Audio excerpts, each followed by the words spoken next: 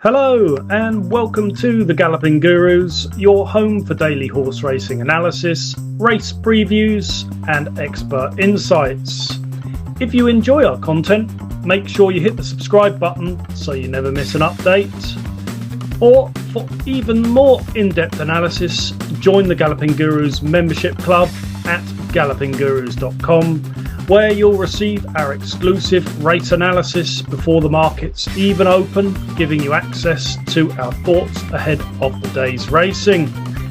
It's all about getting that value, and if you get it the day before, then you'll certainly be getting exactly that. Ciao, ciao. Hello. Hiya, mate. Hiya. Well, that's good. You had your coffee. Yeah, that's done and dusted, so. Well done, mate. Anyway, how you doing? All good? Yeah, not too bad, thank you. You? Yeah, all good, thank you. See, our horses have had quite a bit of support today, so that's encouraging anyway, isn't it? Yeah. That's for sure. Yeah. They're That's both. the first part. That's the first part, exactly. Well, that's the positive start, exactly, and then if both or at least one of them can go in, that'd be good. Yep. So, I've been having murders this morning, mate. The podcast that we did yesterday for today, the editor Yeah. has put the podcast somewhere where I don't know how to find it. It's normally in a Oh, file, really? in a certain file. So I've had to say to him, "Where is it?" And he sent me a link. Yeah. And I said, "No, that's not the file I need it in. I need it in this file. What? Why have you changed it into another file?" He's been driving me mad today. I'm like, "Don't change things without telling me." Yeah, that is a bit bizarre. Especially as I'm not very good with this stuff. And basically, he's now having to upload it back into the file it's supposed to be in. But needless to say, pretty irritating. Yeah, definitely. I'm not paying him for yesterday's. No. Anyway, okay, so we can go on to tomorrow's. I guess there we go. Yeah, just getting to it. Where should we start? We'll start with the day meetings, shall we? We just go to Catterick. No, Carlisle, even. Yeah, we'll go start Carlisle then. Yeah, that's fine. I've only got one, so. I've only got 1, 2, and I suspect it's probably in the same race because it normally is. The 420. Let me just get there. Could well be. Well, I'm hoping not, because it'd be good if we had 2. Yeah, mine is in the 420 as well. Of course it is. Okay, so what I have said is Lord Bertie is on my radar now, as he's £5 below his last winning mark, and I thought at York last time out finished like the spark was on its way back on good to firm ground. He's a soft ground horse, and there is rain forecast today, Tuesday the 18th, and Wednesday the 19th, the day of the race. He's a bit of a monkey and will want things to pan out just right.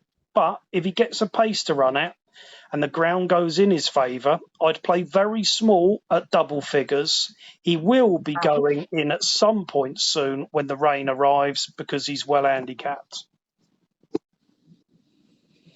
That's it. Yeah, must have a bit of a chance for sure. Pretty Small good chance. case made there. It's 14 to. It's forecast to be 14 to 1, 16 to 1. Sorry, I forgot to say that.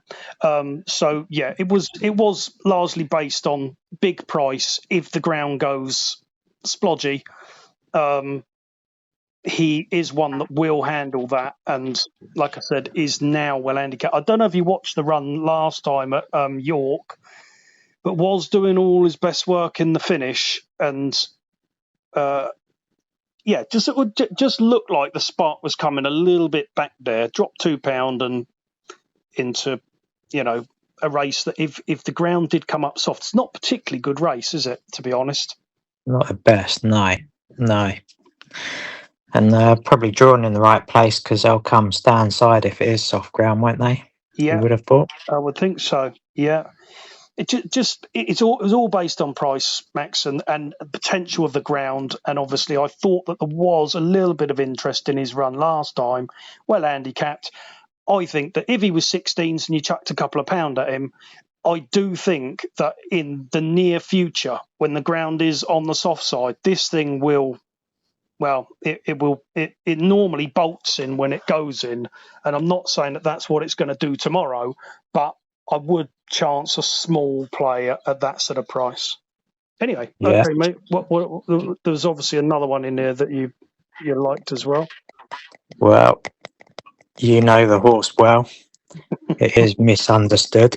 Yeah, double David O'Mara. Yeah, so Yeah, if we were in France, we'd be all right. We'd be able to couple them. yeah. There we go. Yeah, Or, exactly. Yeah. Well, I suppose they could anyway. yeah. Last time at Musselburgh, absolutely hammered in the market. Yeah, was. Came out the stalls, squeezed out in the rear, had no chance. Basically, after about 50 yards, bearing in mind it was so well bet, that was off a mark of 80. It still ran on to finish fourth, and the winner of that race, Johnny Concrete, had. I mean, he's quite a good horse, really. Yeah. Obviously, Ashen's only rated 67, and I gave Vixie a bit of a chance that day as well. Yeah. So that was just ahead of him. Yeah, off a mark of 80 that day, down to 79. It's only a pound difference, but Paul Mulrennan, I mean, listen, he's not my favourite, but he can occasionally get the job done. Yeah, and the ground. He'll like the soft ground too. Well, that was part of it, yeah. In France, his first couple of runs were on good soft and soft. I mean, you have to take with a pinch of salt what the ground says in France, because I think they make it up as they go along, but should go on the ground. Like I say, well bet last time, so clearly they think off this mark it can be competitive. And I thought Carlisle might suit it. If it is held up, which I don't know what they're going to do, because obviously Danny rode it closer to the pace at York. Mm-hmm. If it is held up, then the stiff finish probably help it get into it. Yeah. If something similar like last time did happen. And Carlisle, not so much of a front runner's track as where was it? I just said, was it Musselburgh last time? Yeah, Musselburgh. Yeah, Musselburgh. Yeah, not so much of a front runner's track as there. No. So I gave it a small chance. Not one I'd be going overboard with, but if it was any sort of a price, I think it could play a part in the finish here. Yeah. There we go. Well, looks like we like David O'Mara in there. Yeah.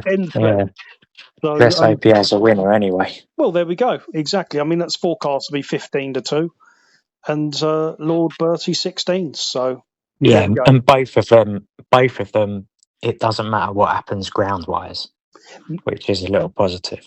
Yeah. Although I would much prefer to see buckets of rain for Lord Bertie, and it does say here already, good to soft in places, and it is forecast to continue to rain. If it went soft, it wouldn't matter to Lord Bertie, but it would to some of these others, wouldn't it? And the same with Misunderstood. You know, ultimately, I'm hoping it does rain so that the rest of them struggle. And yeah. So there we go. Absolutely. That's good. There we go. That's a bit of interest for Carlisle there, anyway, isn't it? Yeah. Shall we go to York? I mean, yeah. I must tell you, I've got nothing that I will remotely be playing, but I've got a couple just to talk about. We were going to talk about the 335. I think we said, didn't we? I've written a little spiel out for it, but it's by no means. I won't be playing in the race. Have you got anything prior to that? I've not got. I wouldn't back this, but just in the first race, there's loads of horses in good form and track form, as you expect at York, and obviously it's massively competitive. And this is not telling anyone anything they don't already know. But Corolla Point's done nothing but improve since it's joined this yard. Yeah. from Charlie Appleby. It was an expensive horse, young horse, finally sort of filling its potential. It's run well every start this year. I mean, it was third at York when sent off favourite back in May. Won at Hamilton last time. Always doing enough in my eyes. Didn't win by far, but the third that day, Fluorescence, I wasn't overly keen on it at Pontefract the other day at a shortish price, but that did go in. So I thought if there was one that was going to run its race, and I'm certainly not saying it'll win because obviously 22 runners and a sprint at York is not the way to find certainties, that's for sure. But I thought it would probably run well, and it's forecast to be 7-1. So whilst it is one of the favourites, like you're not taking 3-1 about it. No. I thought it would probably run well, as it has done ever since it's joined this yard, but I wouldn't back it. It's just one for interest, really. Yeah. I'm just looking here just now. The favourite here is The Man. I mean, a couple of duck eggs and 3 6s and an 8 prior to that. So I'm assuming that this has been played around with to get it down to a mark. But Well, and I think the second in is Toca Madeira, who obviously was a little bit unlucky last time. Ran twice at the Glorious Goodwood meeting. Both runs were good. So obvious chance as well, but doesn't necessarily win as many races as it probably should do. yeah. So, yeah, just a little bit of interest there. Yeah. Okie dokie. All right. Well, so on to the 335. Well, I've literally just written a little bit of just saying that Ombudsman and Constitution River are seemingly the top draw here. And it's going to be interesting to see how the race pans out. Aidan O'Brien has his customary 3 in the race to try and create the best possible scenario for Constitution. And John Gosden has put Devil's Advocate in there to do the same. So should be a good watch to see whose tactics will work best on the day. That's what I've said. I'm sure you've got more to say. It should be a really good race, shouldn't it? Yeah. I think it's so difficult to have a strong opinion as to which one is the better horse. I mean, Ombudsman obviously is brilliant when getting his conditions, and I think generally his worst races seem to come when he runs at Sandown, bizarrely. I mean, I know he won there this year, but it wasn't overly impressive, and once he gets up and running, he's so good. I mean, it'll be a fantastic race to watch. I personally have no idea which one of the two will win. I'd probably hope it was Ombudsman, because it would just be nice to see someone other than Cornwall win these big races. Yeah.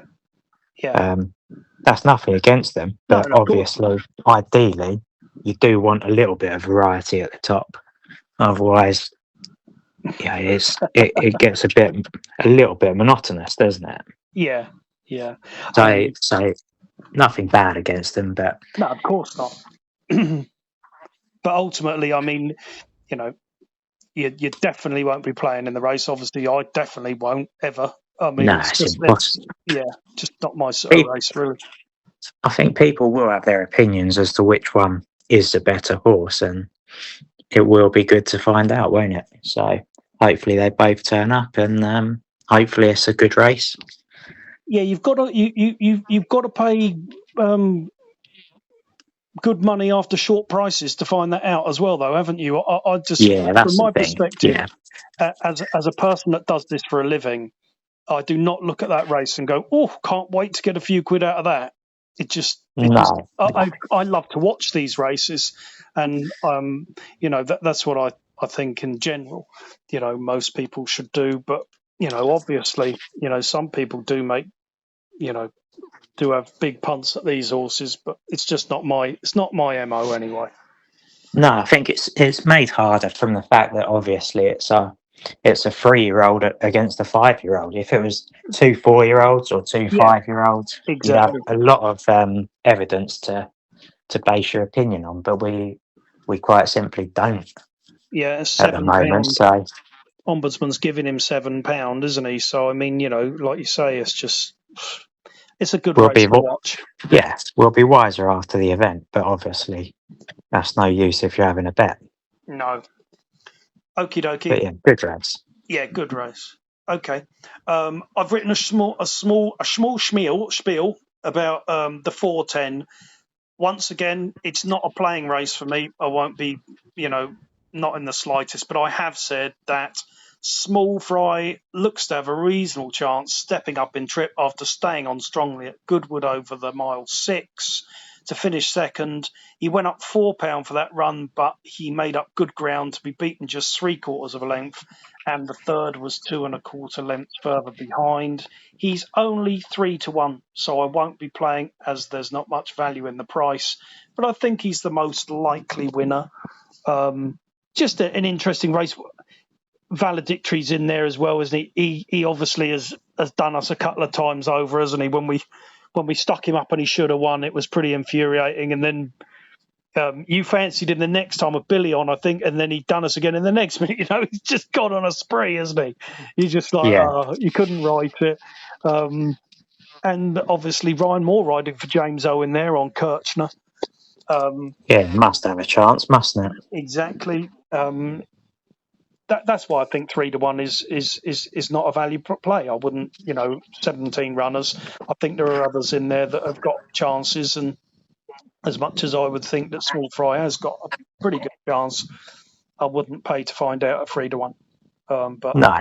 That's my view on the race. If you like, it's the podcast to talk about racing, and that's what I think. Yeah, I actually did forget. Just very quickly wanted to say something about the 3 o'clock at York. Okay. Yeah. You've got the Derby winner Christmas Day in there against the Derby second Maltese Cross. Yeah. And obviously Pierre Bonnard, who's been, for me, disappointing this season. I thought he was going to be top class. He's proved just short of it. But I really like Maltese Cross. I know he's favourite, so I'm not telling anyone they can't work out for themselves. But yeah, interesting race. I'll be cheering on Maltese Cross. I wouldn't back him at 2-1 because obviously Christmas Day did beat him, whether it was luck or just the way the race panned out on the day. Who knows? We'll find out after this, but an interesting race to watch again. And I hope Maltese Cross comes out on top because I think he might be the best 3-year-old middle distance horse. But we will find out. We will. Okie dokie. Excellent stuff. Cheers for that. I've got nothing else at York there. I don't know if you've got anything. No. Okay. No, nothing else. Well then, on to Kempton. The big one. Yeah, I thought Kempton was a reasonably interesting evening there. So yeah, there is actually just quick. There is actually quite a well-bred horse in here. The James Owen horse in the first race. Okay. Might be one to keep an eye on. It's pretty well bred, making its debut as a 3-year-old. So I'd be interested to watch that and see if maybe could be decent. Who knows? The owners, the Gredley family tend to have nice horses, don't they? So yeah, and obviously, I think we do bang on about Kieran Fallon being pretty decent and a good jockey booking, especially when he rides for James Owen. So yeah, that's certainly an interesting one to watch. Yeah, that's for sure. I think in another novice there, you've actually got that Thunder Home Running, who was controversial because he was a horse that Ross Orion got his ban for. That's in the yeah, Billy's on that. Yeah. So, I mean, how the stewards can say that they weren't sure it would have won if he'd carried on riding, and they must never have watched a race in their life. Is that what they It bet? is. Well, it's massively worrying that those people are stewards if Oh, that's what they're coming up with. I wow. mean, Oh, my goodness. absolutely farcical and ridiculous. But I didn't know they'd said that. That is ridiculous. well, I think that was the reason why his ban got cut down to 10 days. Oh, that is ridiculous. I So mean, don't get me wrong. I wanted Rosser back because, absolutely, yeah, but at the same point, you cannot sit there and say that wouldn't have won. It would have won by lengths if he'd carried on riding, not chinned by a. Well, he certainly would have. Well, yeah, for me, he would have won pretty easily. I don't think there's any doubt in my mind he would have got beat if he'd carried on riding it. yeah. I mean, no, he definitely would have won, wouldn't he? And Yeah, would by whatever means is irrelevant. yeah, exactly. Yeah, I mean, you can't. Obviously, we're big fans of Rosser, but you can't stop riding. no, Um, no, it's we do not want to fair. stamp anything like that out, really. And harsh punishments is a way to do it. Yeah, exactly. Exactly. Yeah, I agree. Yeah. Okay. But yeah, anyway, on we go. Okie dokie. Off we go to the 7:30, where I think we have one that's of reasonable interest here. I've I said think yeah, Lake Como has built up a fair record on the all-weather. 5 runs, 2 wins, and 2 places. His run here over course and distance back in March, where he finished third in a conditions race, is good in the context of this race, particularly as he was giving weight all round in that race. And subsequently, the winner ran in the Guineas and then at York in a Group 2, not disgraced in 4th, and is now rated 101. The second won a 3-runner novice stakes for 20 grand at Hamilton afterwards, and then ran a decent race in third in a listed race at Newmarket the time after, only beaten 3 lengths. He's rated 99 now. The fourth won a good race, a good class 4 since of 84, and is now rated 100 for running in a Group 1 and a Group 2. So the fact he gave those horses £3 and he gave the fourth £7 was a pretty decent run, and now dropped £2.87. Billy on board, cheap pieces applied first time, could have a fair chance back on an all-weather surface, having ran on turf the last 3 times since the run at Kempton. I've said Chapter and Victory Ace are just a couple in there that I thought would also run well, but I do think Lake Como would have a pretty good chance here. What do you think? yeah, yeah. There's nothing in this race that would be able to have run the race he did last time he was at Kempton. No. That's what you're hanging your hat on, really. Yeah, exactly. And whilst that wasn't a handicap that day was rated 89 and he runs here off 87.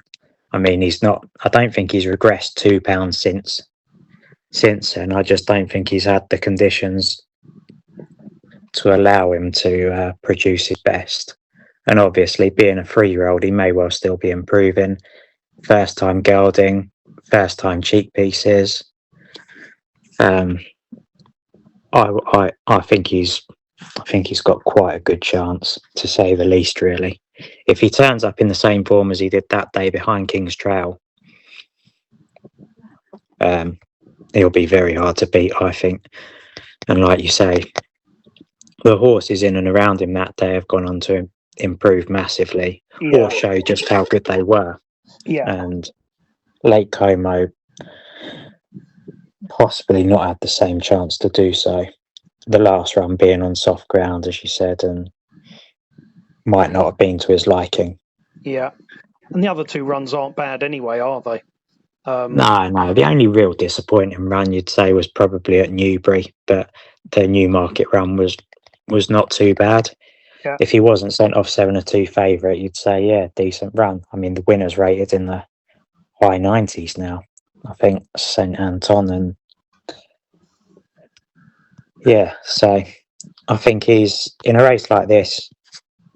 He for sure be the one I'd side with.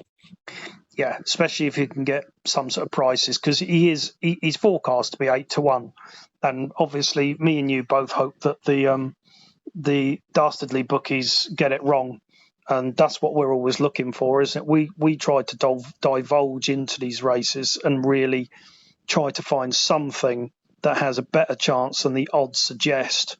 And ultimately, if he's anywhere near the forecast price of 8s, then we'd be fairly happy about that, wouldn't we? Yeah, I mean, He'll be I short of don't the think odds. there's any chance. Yeah, there's no chance he'll be 8-1 by the time I can get anything on. That's for sure. But No, but hopefully he's still around the sort of 4 or 5-1 mark. That would be. I yeah, mean, I think that would be a fair enough price anyway yeah, to take a chance on. So yeah. yeah, pretty keen on that. Okie dokie, excellent stuff. There we go. We're on the same page there. On to the 8 o'clock. I've written a small spiely here, and I've said exposure could have a chance up a furlong and onto a slower surface, having been running on quick summer ground, when in fact all previous form in France was over a mile on very soft/soft ground. Last time out, we had the winner, Nikovo, when Exposure finished third. Cherry Cobbler was in second, and we managed to get him next time out, and he bolted up for us. On the face of it, Exposure has been a bit disappointing, but there could be circumstances as to why that is, i.e., trip and quick ground. It's forecast to be 4s, and I'd want at least that. I think you've got. Have you got one to talk about in here? Yeah, I've got a little fancy for Fight Your Corner here. Yeah. The James Tate horse, returning after quite a long break at Newcastle last time when sent off 11-4. Finished fifth, a little bit disappointing that day, although the winner, Fantastic Fox, was well handicapped. That was ours. And you had a couple of yeah, we put it up, and you had a couple of horses that go well at Newcastle there as well. In and around him, Metal Merchant ran all right the other day as well. Yeah. And a little angle with this could well be that the first time he ran at Kempton on his debut, he was a promising third, and then second start he was sent off 2-1 when going up to Newcastle, and finished fifth, disappointed. Then he won at Southall, then he won at Kempton. He's returned after his break up at Newcastle, sent off 11-4 favourite, disappointed again. Yeah, could be a So good there angle. could be an angle here that he just doesn't love Newcastle. Yeah, could easily be it. Yeah, absolutely. So I think that could be just a little angle in there. Billy taking the ride, obviously a massive plus, and the fact he's won here, another plus really. So I thought he might have a little chance. Yeah, absolutely. And I will just say that I just said about Exposure being forecast to be 4-1, blah blah blah. Distinct Spirit's been pulled out now, and now he's forecast to be 3-1. Not particularly jumping up and down about that price. I still think that he has got a fair chance, but I can see where Max is coming there with Fight Your Corner as well. So I probably wouldn't play in the race personally, but they're two that are interesting there for sure. And I think, Max, you might not be too far wrong there. You might just not like Newcastle. Yeah. Well, it's a theory. I mean, Yeah, obviously theories can be proved wrong, but absolutely. sometimes you've got to come up with these things to make your case, haven't you, and to hang your hat on. And Yeah. we will find out. Well, and also he's forecast to be 11-2. So, at that point, if you're wanting to take a small risk that he doesn't like Newcastle, and maybe he just really likes Kempton. At that point, 11-2, Billy on, not necessarily a bad play, but No, I think there's a fair chance you'll have worse bets during the season, but I certainly will. That's for sure. So there we But go. yeah, That's our thoughts on that race. The two there, Exposure and Fight Your Corner. Where are we off to now? the 8:30. I have said here that Malarkey's Wish, Max gave this a mention last time out and he won nicely. Looks on the improve, does have a £6 penalty and is forecast to be threes. I said Talis Volver is well handicapped now and is back on an artificial surface at a track he's won at, and he's dropped from 89 to 80 on his turf runs this summer, so might have a chance at a price. I don't get Hannon right very often, though.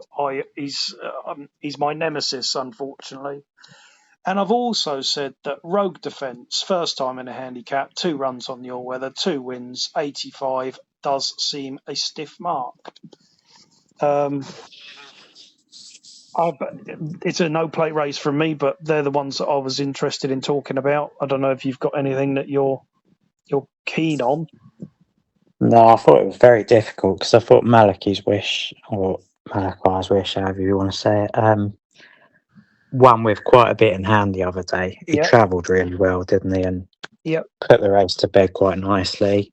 I think he's due to go up £1 more than the penalty, so technically a pound well in. It is up a furlong, which obviously would be a small question mark, bearing in mind he's probably going to be favourite. I wouldn't bet against him personally. I think he is the most likely winner in my eyes. But there's cases to be made for other horses in the race. Other horses like the track and marks have come down and whatever. I mean, so if you wanted to play one against him, then that would be fair enough. But personally, for me, I wouldn't look to have a bet in the race. No, that's what I reckon too. Like you said, he could be on the up, the favourite there, and back on this surface again. Could. Who knows? Who knows where the improvement will end? Yes, absolutely. Okie dokie. So then we'll jump on to the 9 o'clock.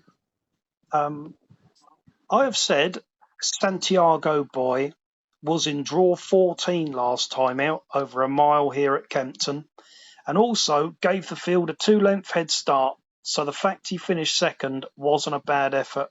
He travelled well out the back and made up ground quickly coming into the final 2 furlongs to hit the furlong pole, but ultimately tiring slightly from making up his ground and coming up against the well-handicapped Fallacious Promise, who's won against since. Charlie Hill's horses are going well at the moment and is forecast to be 9-2.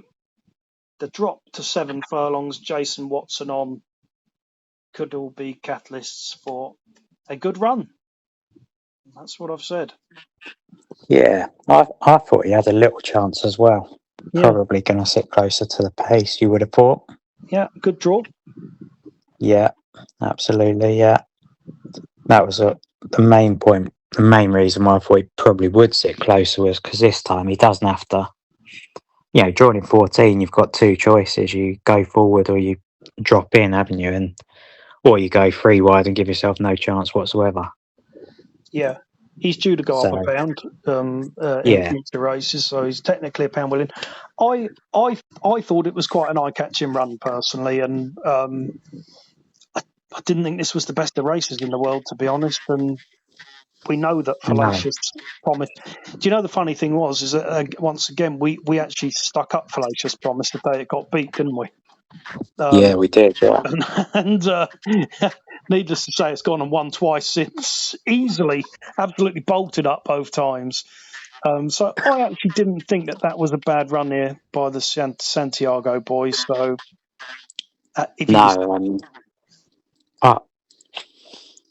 I had a small go at Fallacious Promise here last week, and there was a stage where I thought, what on earth is this burrowing its way up the rail?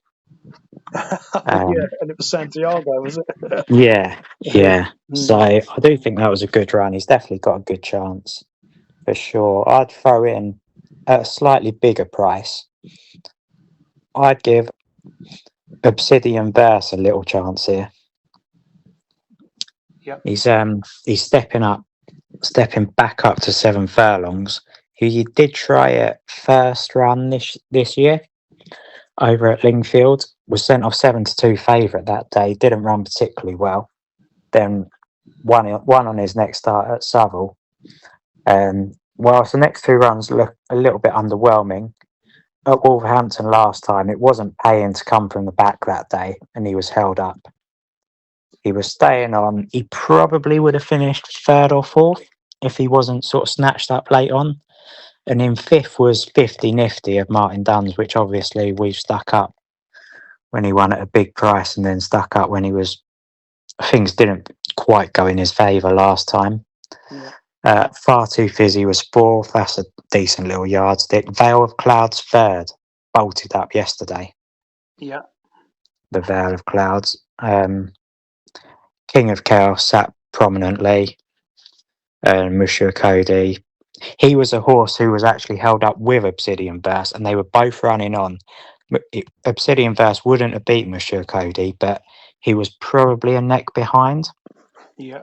When they were both running on, that was when he got snatched up. So that's what led me to believe that Obsidian Burst would probably have finished 3rd or 4th. Right. The fact he was running on suggests that the step up to 7 probably will suit. And he did come off the bridle halfway round the bend, which the step up and trip again should help him travel. Callum Shepherd rides. Decent jockey for that type of horse. He's drawn in 8, so I think he will be held up again. And I'm hoping he can travel into the race a bit longer this time. And at a forecast, I think he's forecast to be about 10-1. So I thought he'd have a small each way chance. I wouldn't be going overboard, but with the yard in good form, I can see that he's got 1 or 2 things which might help him run well. Hopefully Callum would not pull him out at the 2.5 furlong mark and give him daylight No, well, like he did on our 50-50. No. I'm not letting that go, I'm afraid, for a minute. No, well, that is fair enough. Yeah, that is fair enough. But no, in general, he's a good jockey from behind, isn't he? Not in general, Yeah. he is. But Yeah, I don't mind him on the hold-up horses especially, and this one could be one he gets on relatively well with. Yeah. Okie dokie. Well, there's 2 in there then to be interested in. And that's it. We've got nothing else. That's have you got anything else, Max, to talk about? Or No, nothing else for me. Okie dokie. Thanks for listening. Okay, so that just about wraps everything up for today. Thanks for listening to today's analysis. If you found it useful, don't forget to like, subscribe, and turn on the notifications so you never miss our daily race previews. For our exclusive early analysis before the markets open, visit gallopinggurus.com and become a member today. We mostly rely on people's kindness to donate for our hard work, so if you feel like you got something out of our analysis or out of our content, please don't hesitate to go to the gallopinggurus.com website and hit that donate button. No matter how big or small, we appreciate your support. Be lucky, everyone. Enjoy the racing, and we'll see you in the next one. Ciao, ciao for now.